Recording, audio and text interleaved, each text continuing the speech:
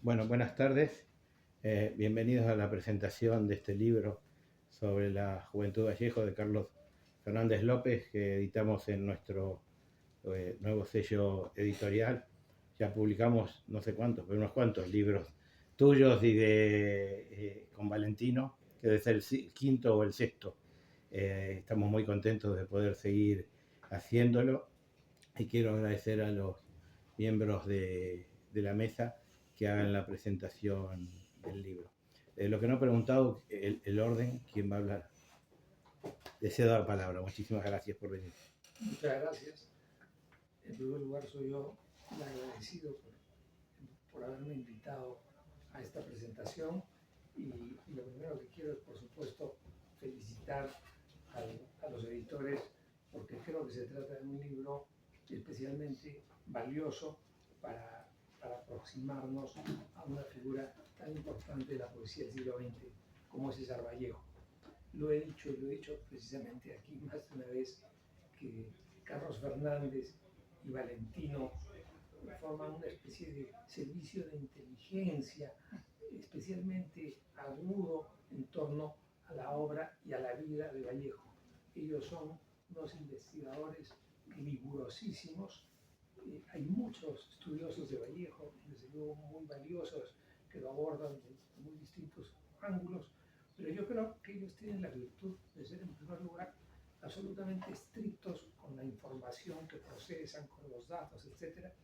Y por otro lado, de tener una mirada muy amplia que les permite ubicar tanto los procesos sociales, culturales, como el mundo mismo de la expresión poética de Vallejo.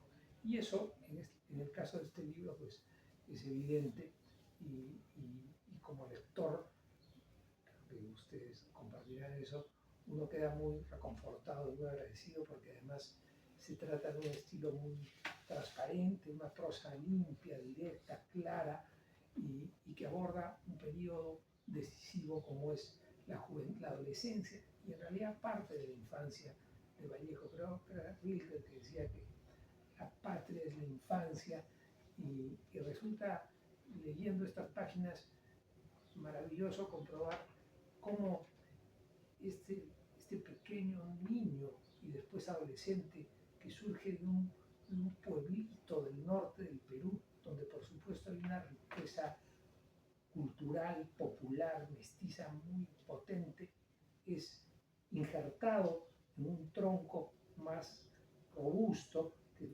podríamos decir es el de una ciudad como Trujillo, del norte del Perú, pasa también desde muy joven por Lima, pero es en Trujillo donde este brote se va a injertar en un tronco mayor y se va a enriquecer mucho y va a desarrollar una obra absolutamente excepcional.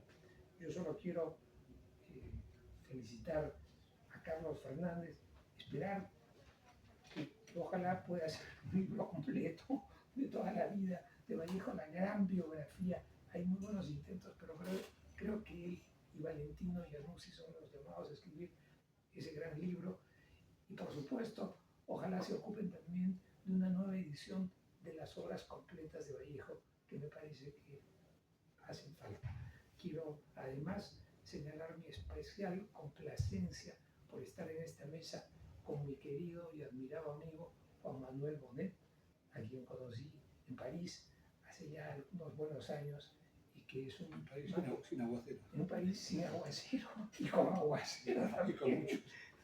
Y es un magnífico estudioso, es un poeta por supuesto y además es un estudioso importantísimo de las vanguardias y las retaguardias de la poesía, diría, hispanoamericana y nosotros le estamos muy agradecidos por todos los aportes que ha hecho en relación a la investigación de las vanguardias, en particular en nuestro país, y a mí me complace mucho y me honra estar en esta mesa. Muchas gracias.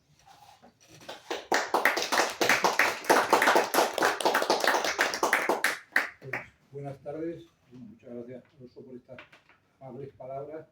Yo también estoy muy contento de estar contigo aquí, con Carlos y con estos editores valientes que van sacando adelante tantas cosas peruanas, latinoamericanas, españolas y van también manejando mucho libro interesante y ayudando al conocimiento de obras como es en este caso la de Vallejo, pero también recuerdo cosas que han hecho sobre César Moro, cosas que han hecho sobre Westphalen, en fin, exposiciones al respecto y tal.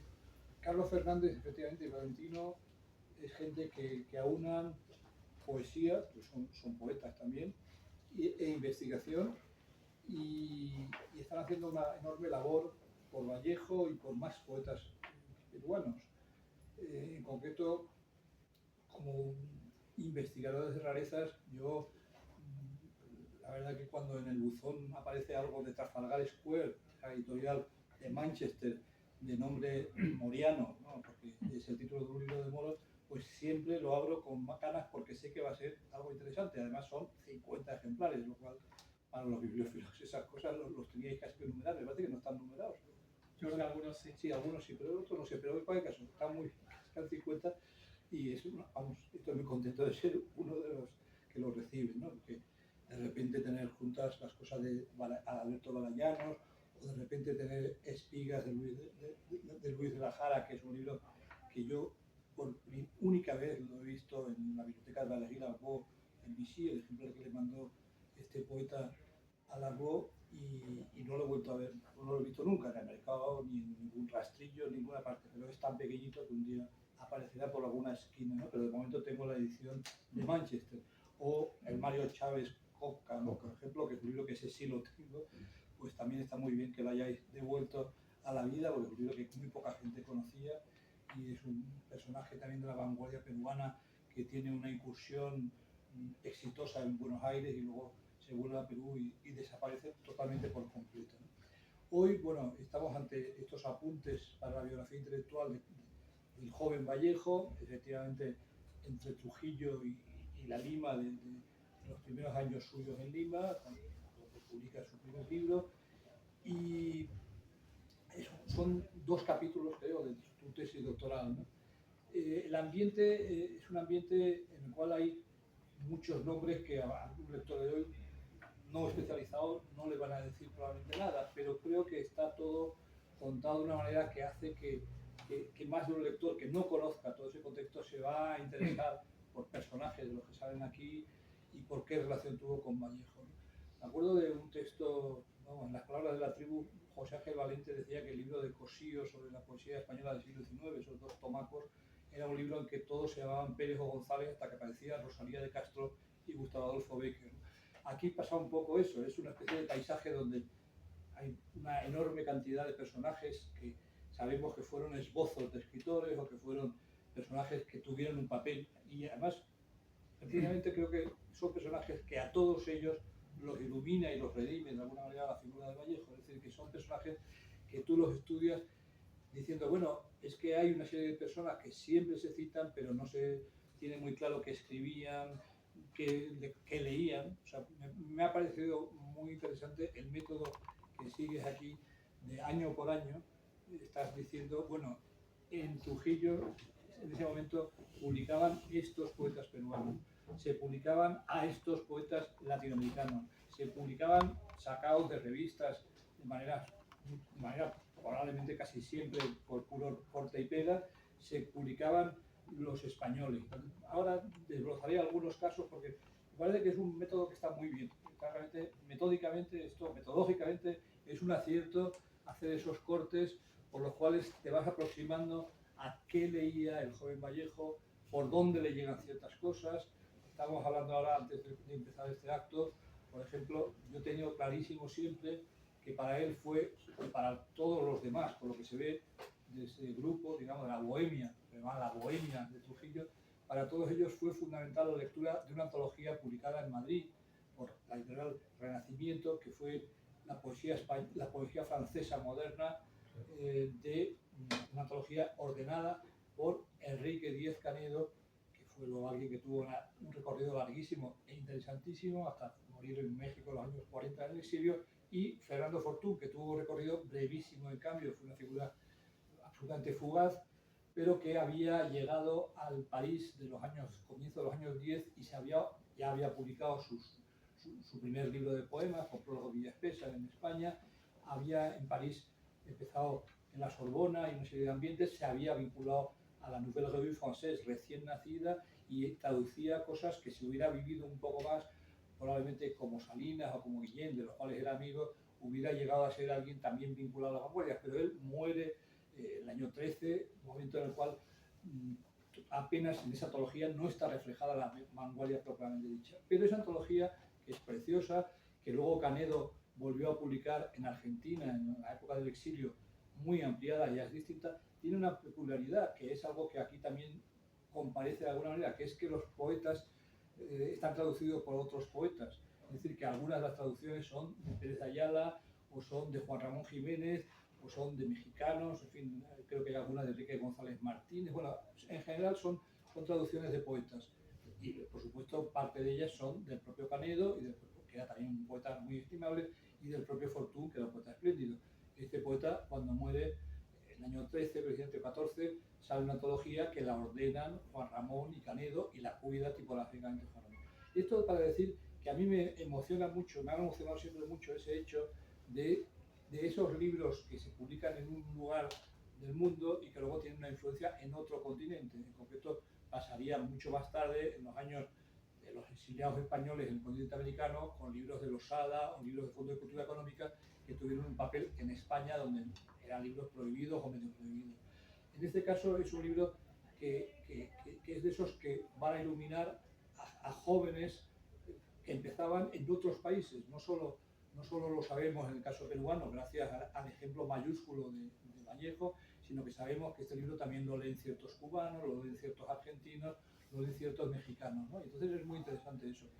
Vallejo, digamos, se nota que se trae ya ese París al cual irá a vivir y a morir finalmente, se lo trae aprendido ya desde su patria, ¿no? Que es algo que va a suceder en más casos. También, por ejemplo, Alejo Carpentier, que es otro que además, como Vallejo, mandará crónicas a su país, o Miguel Ángel Asturias, que hará lo mismo con el suyo. Los 3 libros de crónicas de Vallejo, de Carpentier y de Asturias son paralelos y se nota que traen ya aprendido un cierto París desde sus respectivos países. Y pasará lo mismo en una generación más joven, por ejemplo, con Cortázar. Cortázar llegó sabiéndose ya París de memoria, porque lo había leído también, y es posible que también hubiera manejado la antología de Canedo, pero todos ellos manejaban pues, el realismo mágico de Frank Rowe, manejaban, en el caso de Cortázar sabemos que manejó Opio de Jacques Cocteau, que fue su primera guía de la modernidad. Entonces, esto es muy bonito porque esto nos explica además el hecho que lo subrayas pues, de algunos poemas de Vallejo en concreto, pues ese poema llamado Simbolista, ¿no? Yo digo para mí, por fin escapo al ruido, nadie me ve que voy a la nave sagrada. Altas sombras acuden, James, Samen, Metterlink y Darío que llora con su vida enlutada, etc. Ese verso estábamos comentando que yo no me acuerdo, porque no tengo la primera edición, desgraciadamente, de los dos libros, que es muy difícil de tener, que si James está también con la errata que está aquí, pero que esta es la edición de la REA, ¿no? Pero me dice Carlos, que sí está. Es decir, que es un James que también podría tener una razón métrica que ahora no vamos a analizar, pero parece que fuera Henry James, ¿no? Pero es Francis James, que tiene 2 M's, ¿no?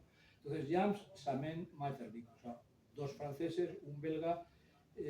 James, una influencia continental extraordinaria en Perú, en bastante gente, no solo en Vallejo, también estos mismos poetas influyen un poco antes en Eguren, influyen en Martín Adán de alguna manera, influyen claramente en Bustamante y Vallivian, influyen en fin, una pléyade de poetas del campo, de poetas muy inspirados en el mundo rural, que en su caso, claro, no son los Pirineos, sino que son los Andes, pero hay paralelismos y hay unas enseñanzas transmitidas.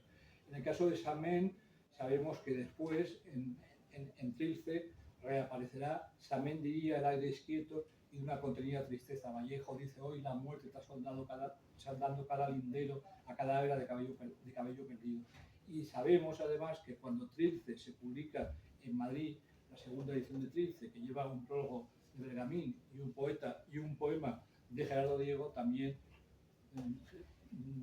Vallejo dice Samen, o sea, retoma precisamente lo mismo. Gerardo Diego, que estaba casado con una francesa y que además había leído muchísimo a los simbolistas en general y a James o a Samet en particular. Todo esto nos habla de una de las fuentes, digamos, de la poesía vallejiana que está en ese mundo de James, de Samet, de Maeterlinck y en general del simbolismo. Se repiten aquí en el libro de Carlos pues, figuras, nombres que ya digo que probablemente hoy en España es muy difícil encontrar gente que tenga claro quiénes son, pero Antenor Orrego, Alcides Espelucín, desde Lima a Real Valdelomar, por su revista Colónida, sobre la cual tiene un libro espléndido Luis Alberto Sánchez, ¿no? Esa especie de retrato de Quest, de un poeta tan colorido como es Valdelomar, tan disparatado, pero a la vez tan impulsor de cosas interesantes, entre ellas de la obra de Guren. Comparecen también figuras que ya nos meten más directamente en la vanguardia. Está La sombra fugaz de Juan Parra del Riego, que es un peruano que le conocemos sobre todo como el marido de Blanca Luz Blum, ¿no? Pero que es también un poeta notable, que hizo cosas muy enérgicas, muy del deporte, de los trenes, etc. Y aparece, hay un cameo, digamos, de alguna manera de él por allí. Aparece el estridente siempre Alberto Hidalgo. Yo nunca he sido un enorme fan de Hidalgo, pero es verdad que es como una novela, su vida es una novela y su autobiografía es absolutamente fascinante. Aparece el futuro político Víctor Raúl Aya de la Torre, ¿no? Que es un personaje de influencia continental que yo, igual que si escribes sobre cosas de la vanguardia argentina, tienes que leer cosas sobre el peronismo a la fuerza, o sobre el comunismo argentino, o sobre Brasil, tienes que saber qué fue el varguismo, o qué hacían los trotskistas brasileños, pues uno ha leído unos cuantos libros sobre el APRA, sobre Víctor Raúl, sobre también el comunismo en Cuzco, un libro fascinante, ya no me acuerdo de cómo se llamaba el autor, pero un libro absolutamente autobiográfico de uno de los del Cuzco rojo, digamos. En ese sentido es interesante ver aquí. También es interesante ver que comparece la figura mayor también de Guren. Yo de Guren tengo una absoluta devoción. He pergeñado una de las ediciones españolas que hay de su obra, apoyándome mucho en la edición canónica de Silva Santisteban, pero también intentando aportar algunas visiones, algunas cosas, y aquí es muy interesante ver que de repente hay una correspondencia muy temprana entre ambos, que me parece que es, no sé si es Alcides Perucín o Antonio Orrego, uno de ellos le da las señas de Guren, y tal. Aparece también un poeta que a mí nunca me ha interesado mucho, pero que Guren lo respetaba, que es José Sánchez Chocano. Para mí siempre ha sido una novela también, y por otra parte el poeta al cual ilustró Juan Gris, Alma América, que eso es una absoluta maravilla. Pero la poesía la encuentro muy rimbombante y el personaje muy oficial, pero sin embargo lo respetaba, y es interesante ver que comparece por aquí. Son preciosas un par de páginas que tiene sobre sombras femeninas. Las he señalado, estas dos páginas, con atribuciones, con personajes con un pasado eclesiástico, así, no sé, Gil, me imagino, Tilia, Otilia, en fin, todo esto está Mirto, todo esto está sugerido de una manera bastante literaria y bonita. En ese Trujillo y luego en Lima se lee mucho a los españoles. Está clarísimo que cada dos páginas sale o Juan Ramón, o Pérez Ayala, o Carrere, o Villespesa, o Valle Inclán, o Eduardo de Ori, por ejemplo, el papá de Carlos del Mundo, que tenía una actividad latinoamericana, publicaba muchísima poesía latinoamericana en sus revistas gaditanas, en su academia gaditana. Aparece José Francés, que es un personaje muy olvidado, pero que tuvo un papel. Aparece de repente Javier Bugallal, que es un poeta gallego, que está bastante bien, el libro que leyeron esas gentes me ha sorprendido, porque este sí que no me lo esperaba. Digo, aquí. Claro, el más esperable Azorín, el más esperable Ortega. Si vamos al Nuevo Mundo, todos ellos se empapan de Rubén, de Nervo, de Díaz Mirón, de Urbina, de Lugones, de Delmira Agustini, de José Azurnón Silva y su Nocturno. Todo esto es evidentemente muy importante. Para Vallejo, por lo que tú subrayas aquí, insistes mucho en la influencia de Herrera y Reisig, ¿no? Ese poeta uruguayo de origen vasco, que es una figura realmente interesante. Luego está, ya lo he dicho al referirme a Canedo y Fortuny, el simbolismo francés. Los nombres que más se repiten aquí son Francis Jammes, Jamin, pero también Baudelaire, Rimbaud, Mallarmé, Verlaine, Georges Rodenbach, el autor de esa maravillosa novela Brujas la Muerta, que yo no sé si, yo creo que en poetas peruanos influyó, pero no sé si en algún prosista a lo mejor. Aquí en España hubo prosistas que convirtieron sus ciudades en un equivalente de Brujas la Muerta, en concreto Camilo Bargila, que era un 98ista, que era de Tuy, pues tiene un libro donde sale Tid la Muerta. Es un libro donde traslada, digamos, el mundo de Rodenbach a su propia villa natal gallega. Y también yo he leído siempre en clave bastante Rodenbach el poema de Córdoba de Julio Romero de Torres, que es un pintor que vamos, que en ese momento también los pintores peruanos lo conocían. Bueno, y algunos de ellos estudió en Madrid, como Samuel, ¿no? Entonces, pues, tiene una influencia de Zuluaga o de Romero de Torres. Aparece algún poeta más moderno o más de transición hacia la modernidad, como Emil Verhaeren, que aquí en España tuvo una influencia enorme a través de Ramón de Basterra y algunos más. Aparece Paul Fort, el príncipe de los poetas, un librero viejo francés anunciaba en un mercadillo un día un libro de Paul Fort que no está dedicado. Esto sí que es raro, porque siempre es verdad que los libros de Paul Fort los regalaba y entonces se encuentran siempre. Pero es muy interesante ver todo esto y también es una interrogación que todavía yo creo que está pendiente. Tú mismo tienes dudas de si a todos estos, en realidad, donde los leyeron fue solo, de alguna manera, en la antología de Cándido Fortún, lo cual le da un mérito a la antología enorme, ¿no? Pero algunos, en algún caso, tú mismo dices, bueno, este libro, este poeta sí tuvo traducción en España, pues luego Baudelaire las tuvo, en fin, tardías, muchas de ellas. Verlaine las tuvo a partir de este momento. Pero en ese momento es verdad que casi ninguno lo estaba, con lo cual probablemente todo esto viniera a través de revistas, alguna revista francesa despistada o española, y a través, desde luego, de la antología de Cándido y Fortún. Citas también a Walt Whitman, ahí no sé por dónde llega, pero en todo caso pues, es una influencia de interés. Citas revistas, ellos reciben La Esfera, que es una revista ilustrada, semanal, reciben el quincenal, llega allí España, la revista fundada por Ortega, después dirigida por Araquistain, después dirigida por Azaña, esa revista pagada a partir de este momento por el departamento, por el Foreign Office inglés, y esa revista por su Julieta de Vagaría yo la he encontrado bastante en el Nuevo Mundo. En todos los países acabas encontrando números de España y es muy interesante saber que eso estuvo también en manos de los bohemios de Trujillo. Y también es interesante saber que estuvo en sus manos la revista Cervantes, fundada en el año 16 y que tuvo una etapa final dirigida ya en clave bastante ultraísta por Cansino Sassi. Es interesantísimo también, porque en el caso peruano no lo tenía tan claro, la referencia que haces a Barbusse y a Romain Rolland, referencias que evidentemente son importantes para un futuro comunista como el Vallejo, porque Barbusse, en concreto Rolland también, pero Barbusse tuvo una red latinoamericana impresionante. Hubo revistas Claridad, incluso hubo varias que se llamaban Clarté en francés.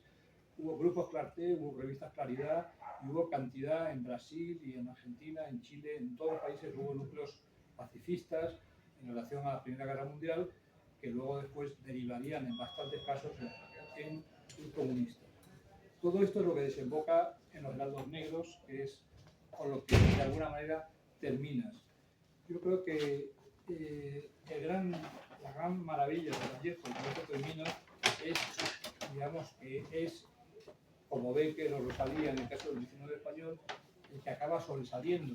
También sobresalen Eguren, por ejemplo, y sobresalen otros que vendrían después, como son Gabriel, Martín Adán, José Salmoro, Fallen, son Guren, pero en ese momento él es el que, desde la mayor humildad y marginalidad, de la mayor extraterritorialidad, escribiendo su poesía inspirada en su entorno, pero ya con la cabeza puesta en París, ya recibiendo la influencia de los simbolistas franceses, de los modernistas españoles o de otros países latinoamericanos, tejiendo ya algunas aventuras vanguardistas, que no fue propiamente alguien que se pueda decir que perteneciera a ningún ismo, pero conocía lo que hacían los estridentistas mexicanos, conocía lo que hacían los ultraístas españoles o argentinos. En París conoció y se distanció muy pronto el surrealismo. Las crónicas suyas hablan de cine de vanguardia, hablan de poesía surrealista, hablan del piano de Eric Satie. Todo eso pues también lo asimila, y con todo eso pues que está documentado, igual que por ti aquí está documentado a través de sus lecturas, de sus amistades, de los grupos, de las revistas. Pues en el caso de París tenemos sobre todo las crónicas suyas periodísticas mandadas a Lima, que son un testimonio, digamos, de todo ese interés, pero a la vez critiquísimo en algún momento con el surrealismo, con barbaridades contra el surrealismo, con una actitud que es hermana de la de su hermano espiritual Juan Larrea en un cierto momento, pero todavía más solitario, todavía más empeñado, digamos, también en discutir los vanguardismos estereotipados que él ve en su propio país, aunque correspondiendo con muchísimos de los representantes de ese vanguardismo. Es decir, la voz propia de Vallejo me parece maravilloso que la documentes de nuevo con la brillantez y exactitud y minuciosidad habitual, y estoy totalmente de acuerdo con Alonso que un día lo que todo eso tiene que componer ya es un fresco total de Vallejo, algo pues parecido a lo que acaba de hacer Xavier Pla con Josep Pla, que le está reprochando que hay demasiado. Pues bienvenido que haya demasiado en tu Vallejo futuro completo.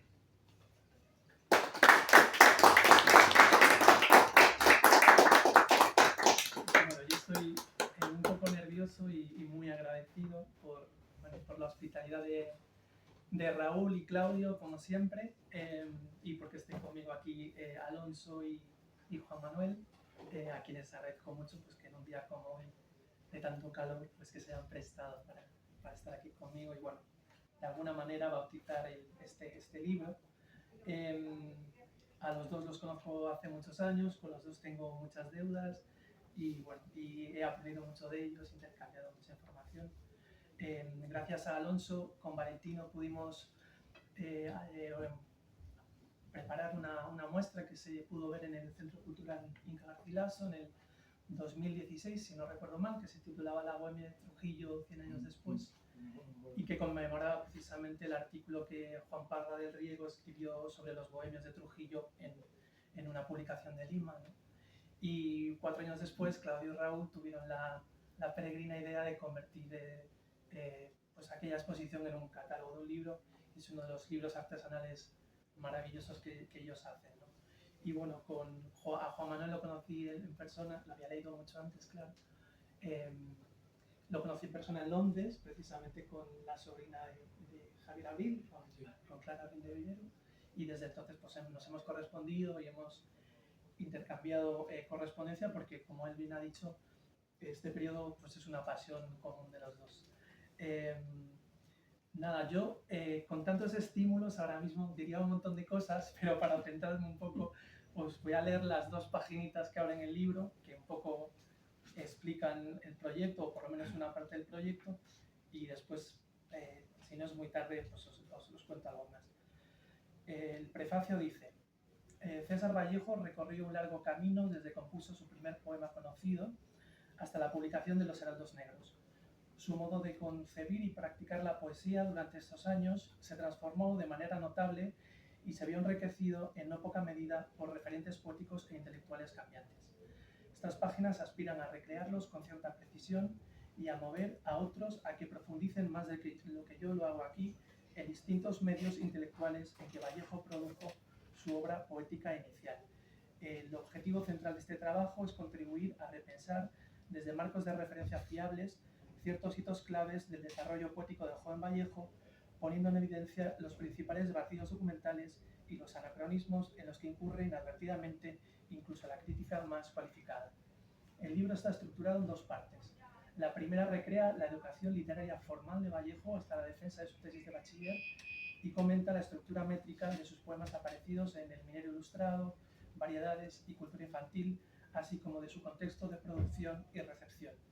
Por lo demás, se retrata sucintamente la vida literaria de Trujillo, dando a conocer informaciones hasta la fecha desconocidas sobre la obra de los miembros más antiguos de la Bohemia de Trujillo, así como de su relación con Vallejo. La segunda parte está dedicada a 4 años de intensa actividad poética, los que transcurrieron desde que la Reforma publicó Primaveral, el 24 de septiembre de 1915, hasta la aparición de los heraldos negros en Lima a mediados de julio de 1919. En ella estudio el estilo y la temática de todos los poemas aparecidos en publicaciones periódicas y me esfuerzo por situarlos en su contexto hemerográfico.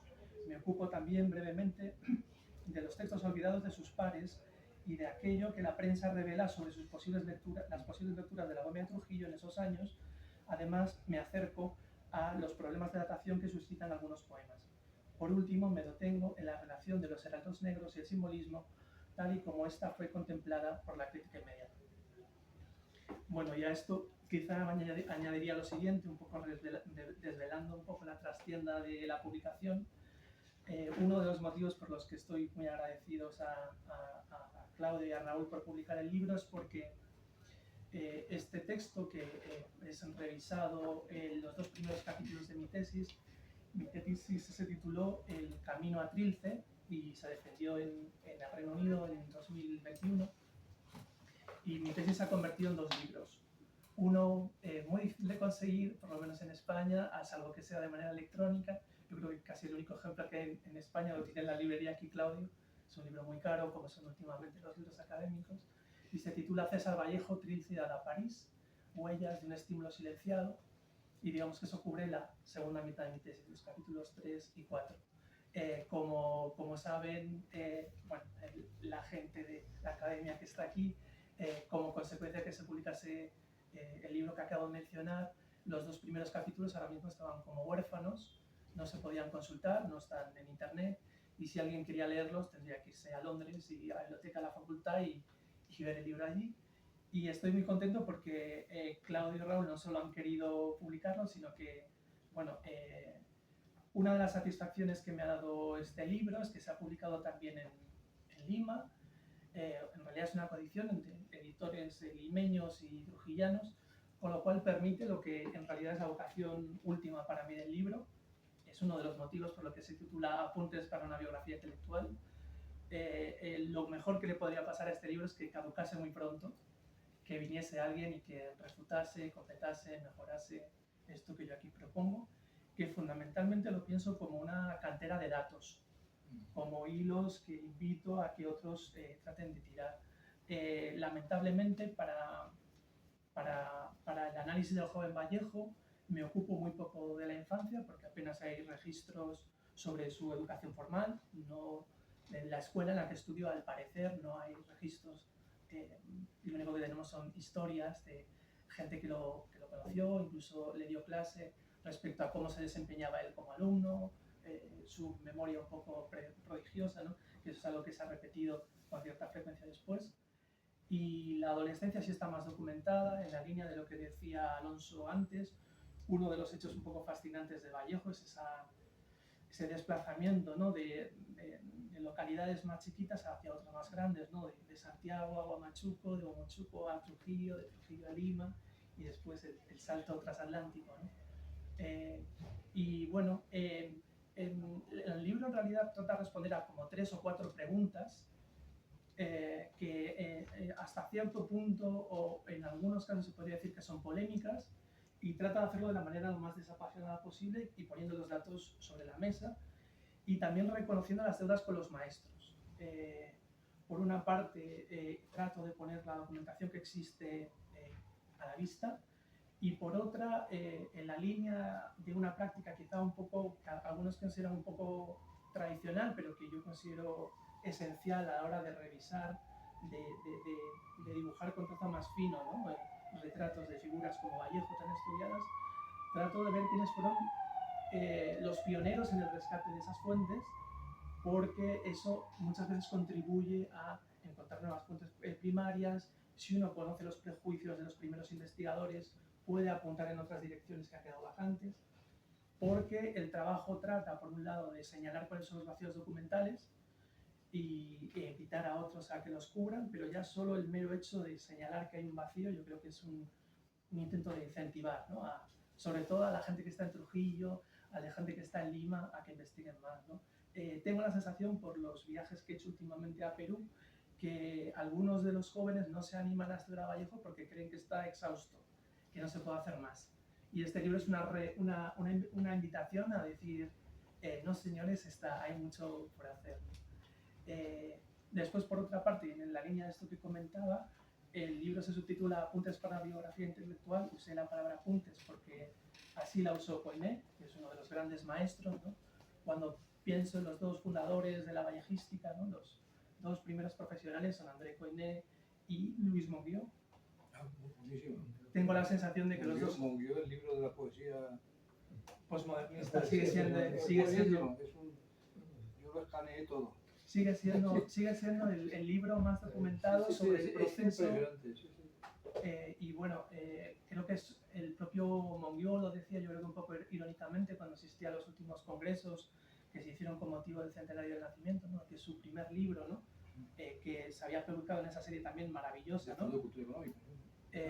Sí, pero me refiero también a la monografía que publicó la revista hispánica moderna, ¿no? Que publicaba estas monografías de Buren, de los grandes escritores, ¿no? Ellos desde Nueva York fueron de los pioneros en ordenar materiales que hasta esa fecha se conocían de lo que ya se intuían que eran los grandes escritores de América, ¿no? Ahí estaba metido Florito.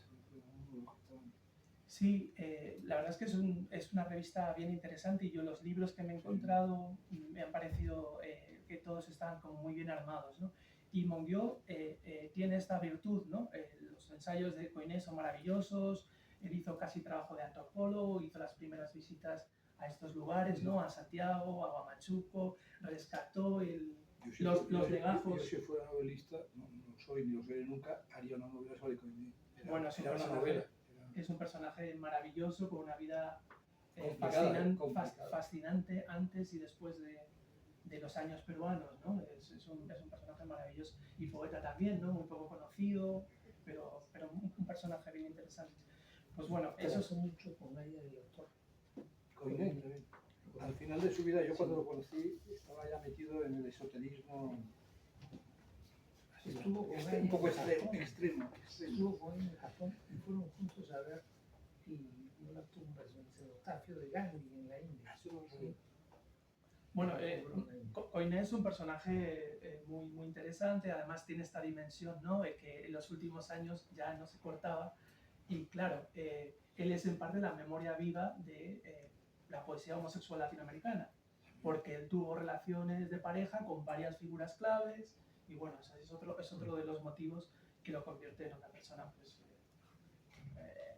yo creo que fundamental para entender ciertas cosas, incluso... Yo fui a verle a Montpellier para hablar de César Moro, pero me hablaba casi todo el tiempo de Donoso Cortés y de cosas, y de Julius Évola y cosas así.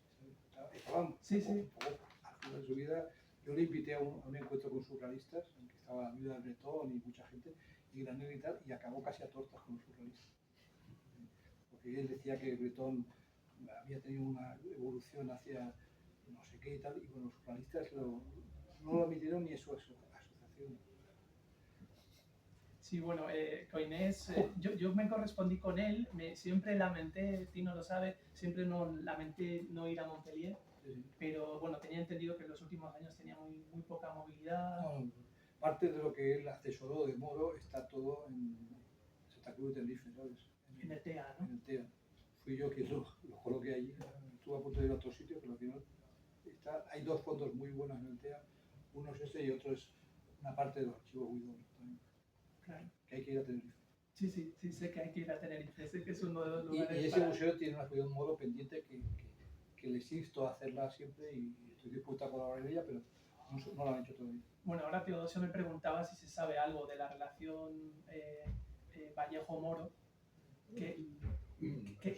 No, vamos, no quiero interrumpir.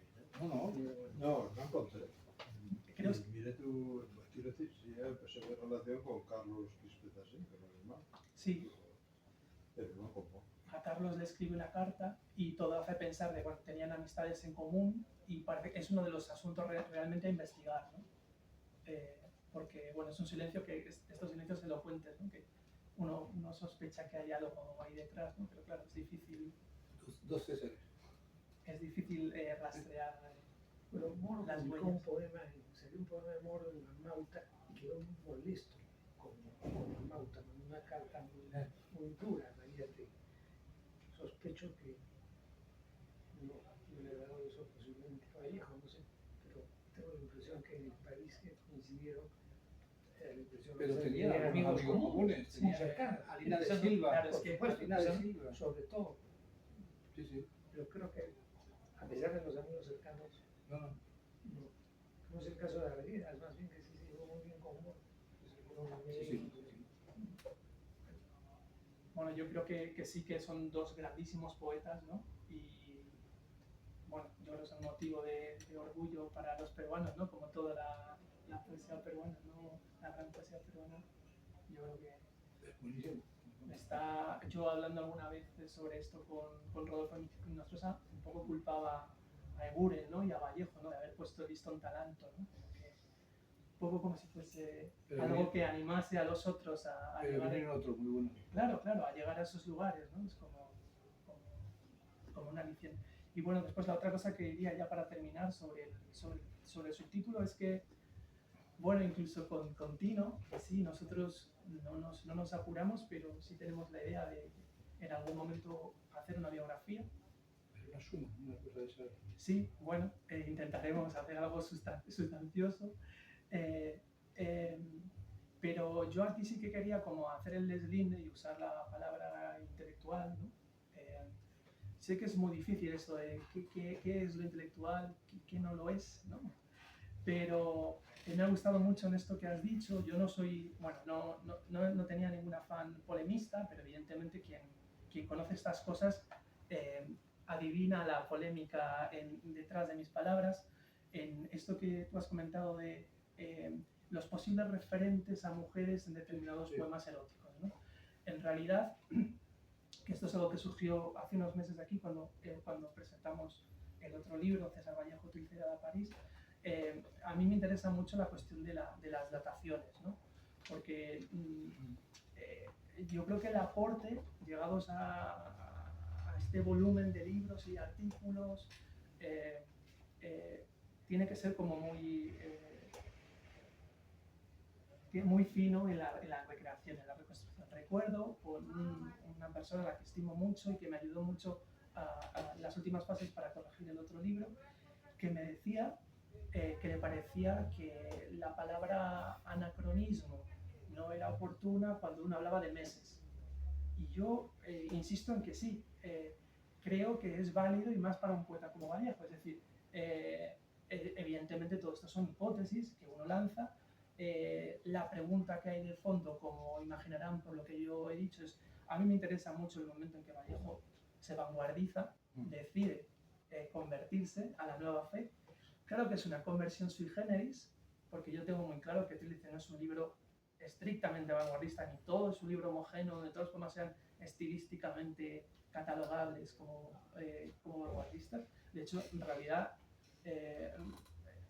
lo que yo planteo, siguiendo una tipología reciente que me parece muy afortunada, es que hay como 4 grados de dificultad en el libro y que los poemas oscilan entre los más difíciles, que casualmente son los más vanguardistas, a los más transparentes, que casualmente son los más cercanos a la poesía que etiquetamos, o que muchos historiadores llaman postmodernista, ¿no?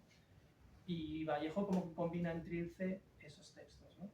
Y lo que yo intento aquí, yo no hablo de toda la poesía del joven Vallejo en estos apuntes para la biografía intelectual, solo utilizo para esta reconstrucción de cómo él va cambiando los poemas que se han publicado en prensa, porque estos son los que tienen una datación relativamente más firme, ¿no? Más exacta, porque claro, en el caso de Vallejo, como los presentes sabrán, uno de los grandes problemas de la crítica es que el libro apareció en su primera edición fichado en el 18, en la cubierta, pero el libro no se publicó hasta mediados del 19. Y hay como un año entre que Vallejo da el último anticipo en la prensa y el poema definitivo, ¿no? Entonces como que ese es uno de los grandes vacíos estilísticos, ¿no? Es como entre el 18, mediados del 18 y mediados del 19, Vallejo cómo creció, cuánto y a través de qué medios.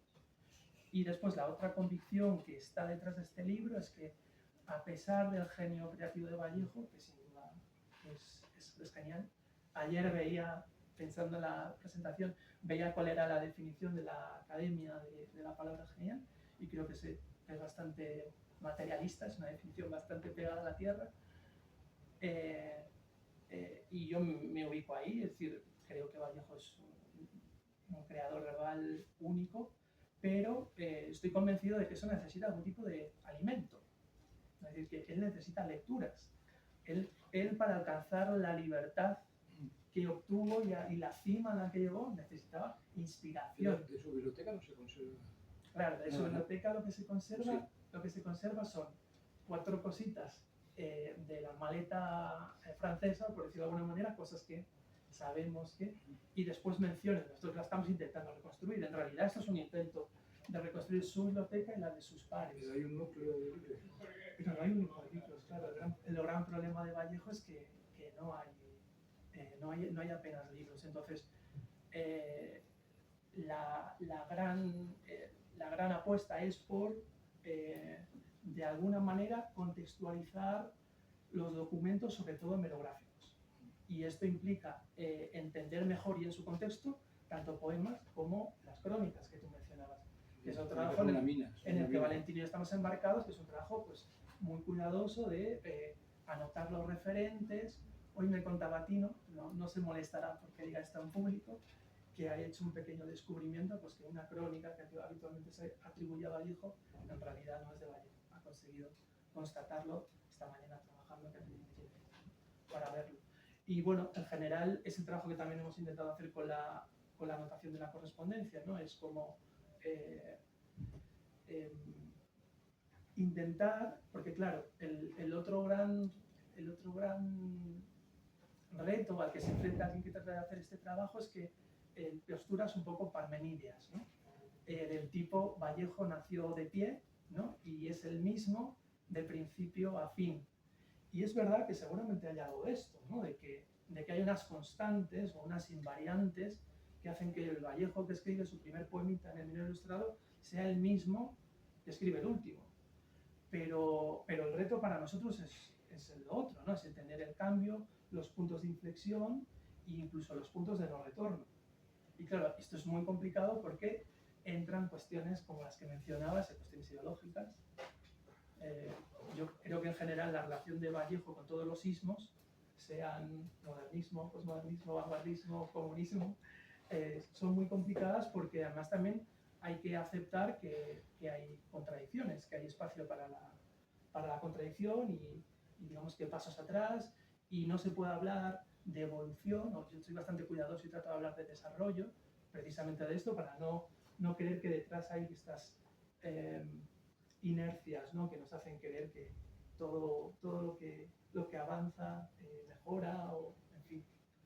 Y bueno, en eso consiste un poco el libro, en intentar entender mejor estos primeros pasos de Vallejo y de paso que estos compañeros de viaje de Vallejo también pues que tengan un poco de luz y que, bueno, que alguien se anime también a estudiarlos, ¿no? Sobre todo yo creo que, o confío, ¿no? que las gentes de estos lugares, de Huamachuco, de Trujillo, pues que se esfuercen, ¿no? por rescatar la memoria de algunas de estas figuras que si hay figuras de mucho valor, ¿no? Tú mencionabas antes a Orrego, porque yo también siento mucha estima, y bueno, algunas de las otras figuras de la bohemia que bueno, nosotros hemos hecho una antología hace unos años con ese intento, ¿no? de iluminar a Vallejo, pero también de que ellos sean leídos, ¿no? Y nada más, os agradezco de nuevo y me disculpo por la corrección.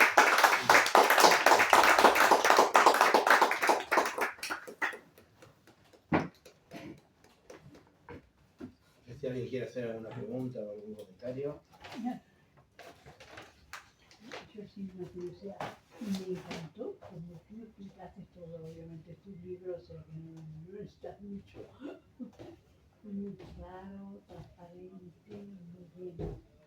Pero lo que no entiendo, que tú lo cuentas de 10 años, ¿por qué tenía ese refusé con el surrealismo? Bueno, yo en realidad... La época, las ideologías, ¿qué va? Yo esto lo he dicho aquí también hace unos meses.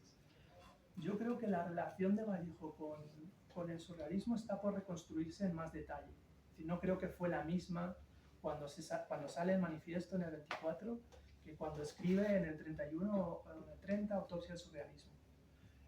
creo que incluso al principio él se interesó por el surrealismo.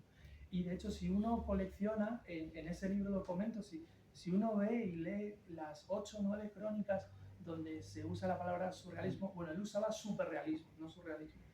Y cuando él usa el término, bueno, en la época había gente que usaba super, en la traducción. Ideológico, político, etcétera, que traducían también, entonces inmersos en ese sistema. Bueno, yo creo que en ese momento era más una cuestión puramente lingüística, que les parecía que el equivalente de... Pero luego Bretón dijo que no. Era En Gaceta de Arte de Tenerife, Bretón dice la traducción es surrealismo. surrealismo. Pero, por ejemplo, Guillermo de Torre toda la vida siguió hablando de superrealismo. Y en el mundo académico español hay cierta tendencia todavía hoy. Bueno, pero en el mundo académico no. Sí, pero que lo hay, hay Totalmente gente que se empeña. Pero bueno, que para mí lo fundamental, y es algo que, bueno, que si alguien no se anima, al final lo acabaré haciendo yo. Yo realmente creo que la relación evoluciona, y creo que Vallejo, desde mi ignorancia, esto es una hipótesis de trabajo nada más, Vallejo pertenece al grupo de jóvenes interesados por el surrealismo que antes se politizan. Los surrealistas también se politizan, pero dentro de los propios surrealistas hay un grupo que enseguida se va hacia un comunismo cada vez más fuerte. Entonces, claro, lo que ocurre es que en la reconstrucción, digamos que a brocha gorda de la actitud de Bretón, lo que queda es la posición antisurrealista de Vallejo en el momento donde Vallejo es más comunista, ortodoxo, que esto también es una cosa muy popular. Es decir, pero por lo que nosotros hemos visto, la relación de Vallejo con el comunismo oscila también en el tiempo, pero a mediados, finales de los 30, cuando lo expulsan, cuando viene a España, cuando uno lee sus artículos, las dos o tres crónicas que publica que me vienen a la cabeza en Madrid en el 31, la retórica, las ideas son comunistas. Entonces, y en ese momento la consigna al comunista es ser claramente antisurrealista y considerar el surrealismo como algo burgués.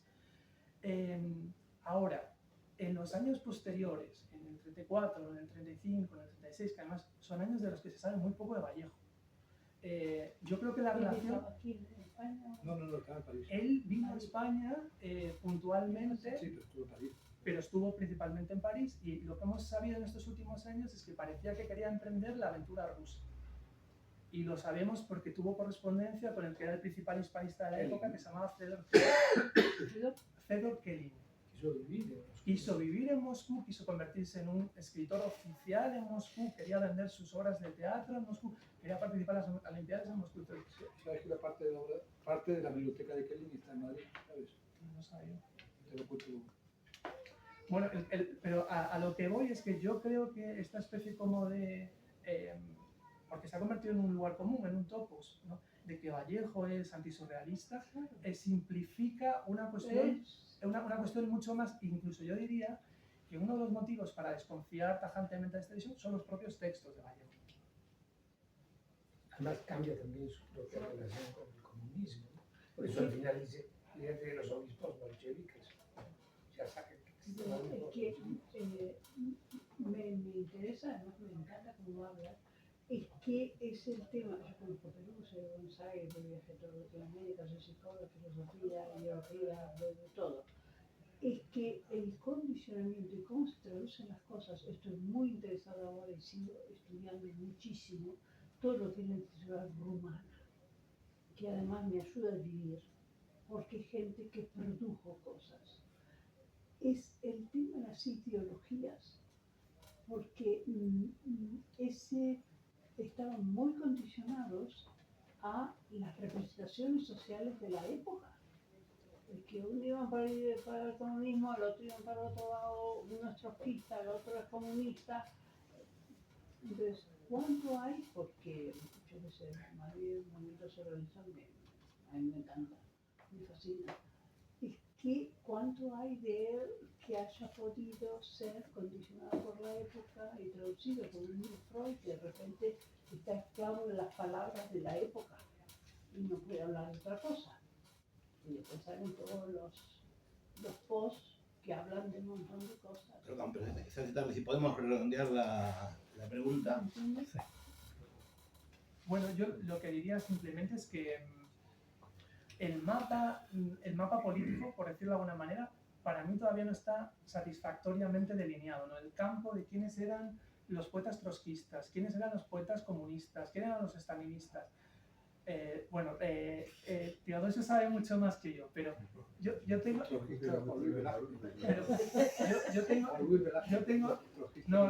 Yo lo digo porque yo tengo la sensación de que muchas veces se utilizan estas etiquetas según quien esté hablando, pero digamos que la parte digamos que más documental o no existe o... Es que sí. Y por ejemplo, es muy curioso porque lo último, las últimas averiguaciones que Valentino y yo estamos haciendo tienen que ver con los archivos de la policía francesa y española. Esto no se ha hecho y esto no hay que hacerlo para Vallejo, hay que hacerlo para todos sus colegas peruanos, para entender cómo ellos, porque claro, Vallejo no, pero en Soledad tampoco en París.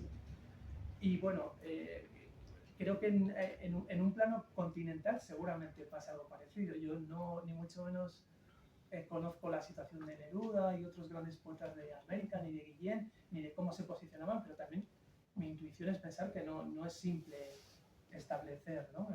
Qué posicionamiento político tenían, en qué momentos históricos y cuándo fueron más o menos o comprometieron más o menos sus visiones o no, porque también hay estas cuestiones pragmáticas de fondo, ¿no? No sé qué para decirlo, generalmente hay investigadores muchísimo que hacer. Sí, hay muchísimas. Bueno, la frase de Vallejo, ¿no? Yo no sé si tú puedes sumar ahí, porque yo ahí... No, porque no quiero entrar, pues es muy complejo porque es muy fruto de las circunstancias, de la relación con los demás, el proyecto político, los intereses personales. Como que hay que ir caso a caso, ¿no? Perdón, en esa fecha vivió él en la avenida Alcalá, ¿no? En la calle Alcalá. En la calle Alcalá, sí. Sí, de hecho... Número 100. Valentino tiene ahí una pequeña cruzada personal porque no está seguro que la placa esté ubicada en la casa exacta, porque la numeración no sabemos si es la correcta, pero sí. Pero no solo allí, también aquí relativamente cerca en Acuña y muy cerquita en la calle Acuerdo. Esas parece que fueron las 3 viviendas de Vallejo Madrid. Por lo menos en ese periodo, ¿no? En el 31, que es donde vivió más tiempo. De las amistades españolas hay uno en París que es interesante, que es José de Creft. Ese es un personaje bien interesante que lo han recuperado en Guadalajara, que era el de Guadalajara. Sabes que hay unas cuantas obras de él que están allí. Sí, sabemos que el articulito de Creft se publicó antes en una revista de allá. El que le dedica, la crónica que le dedica con motivo de que le hace la escultura de plomo, ¿no? Sí. Salió un artículo sobre esa escultura en la revista de Almansa. De Adriano del Valle, me parece que es. Sí. Y Max Jiménez, que es muy interesante, en el mismo entorno de GTP. Pues nada, esperamos el libro completo. Muchas gracias. Bueno.